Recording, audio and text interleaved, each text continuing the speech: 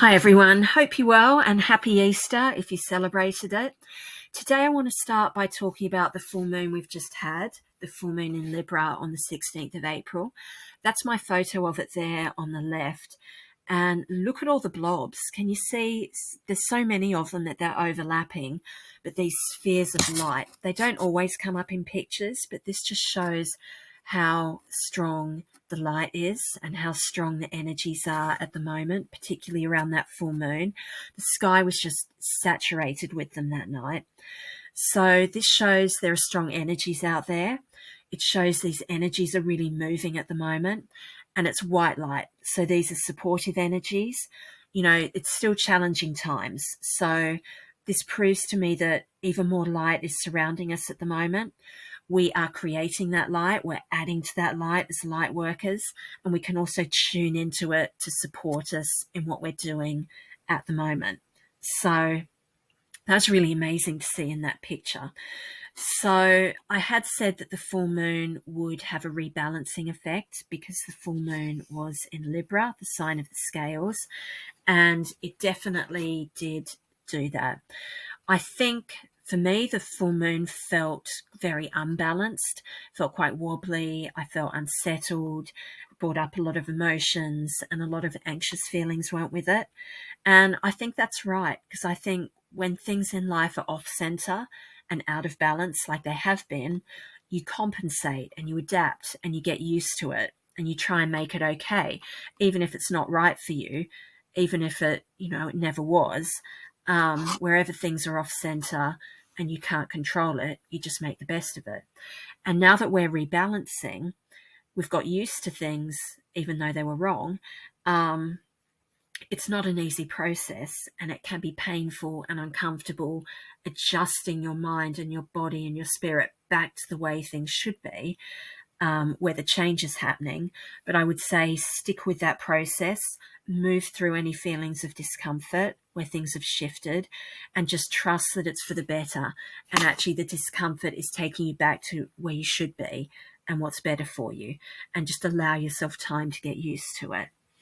Okay, so the next moon we've got coming up is the new moon on the 30th of April. It's in Taurus, and it's a partial solar eclipse. So we're coming into powerful, intense, transformational eclipse season. And also around this eclipse, we've got station Pluto and station Mercury Retrograde. So there's going to be issues of power and control and possible manipulation coming to light. Hasn't there just been loads of that lately? But it's another kind of time of revelation.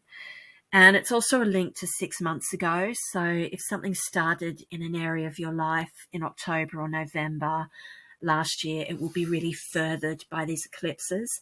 And I feel like that's really positive as I'm saying it. It feels really exciting and positive, like taking the next steps in regard to something. So that's all good. And the stone for the week, this is Malachite. So I ordered some new crystals yesterday, and I was really drawn to Malachite. I've never really used it or worked with it before.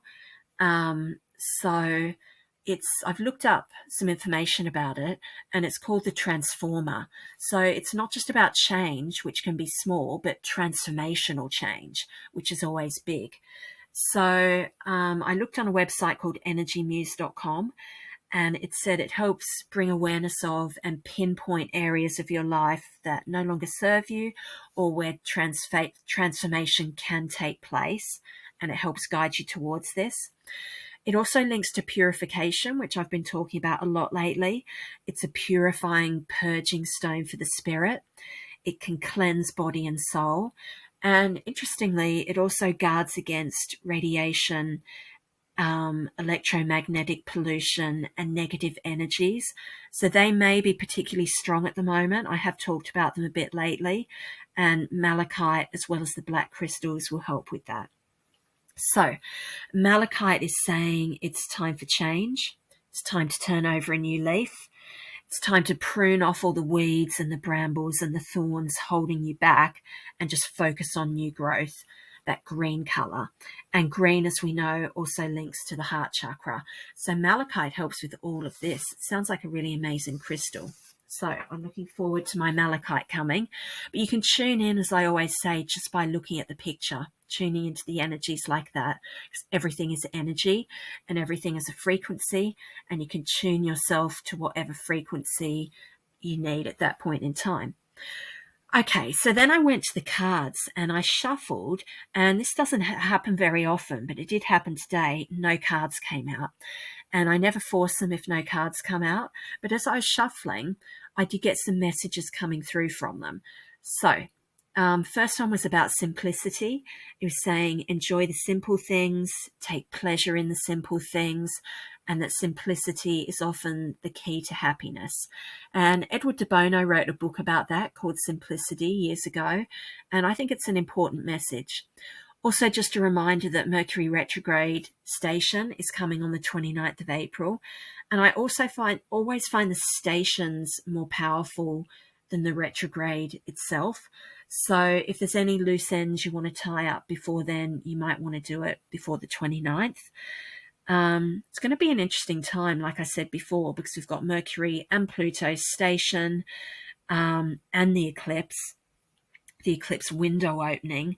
So I would say watch for a lot of backtracking and change from late April to early May. I'll talk about it more at the time, but the issues of Mercury and Pluto, as I said, are control and power, communication, the media, and leadership. So interesting stuff coming up there. I'm looking forward to seeing what it brings. So the other message I got as I shuffled the cards was very much Hanged Man energy. So we're still waiting in many ways, but what comes to you when you're waiting for something else can be powerful and magical and valuable, because the waiting has created this space for the new to come in. So the Hanged Man is suspended upside down. He's stuck. He's suspended in time. But in the picture of him, he always has this halo or aura around his head, which shows the insights and the clarity and the spiritual growth he is experiencing. So I think we can all be a bit like the Hanged Man and just appreciate the change and the development we've gone through and the space we've had in order for that to happen, and be grateful for that. Don't be sort of negative and resentful of the things you haven't been able to do. Look at where you have been able to do things and give thanks for that. So as I put the cards away, I did look on the bottom of the deck, and there was the Six of Swords, and that does tie in with the themes I've talked about today. So that's about, it's a ship sailing away from turbulent waters into smoother waters. So we are going through that transformation, and we are walking away from turbulence to a new start, whatever that may be. And it will be good. So trust in that. Okay. All right, everyone. Thank you for listening. Have a good week, and I will talk again soon. Bye-bye.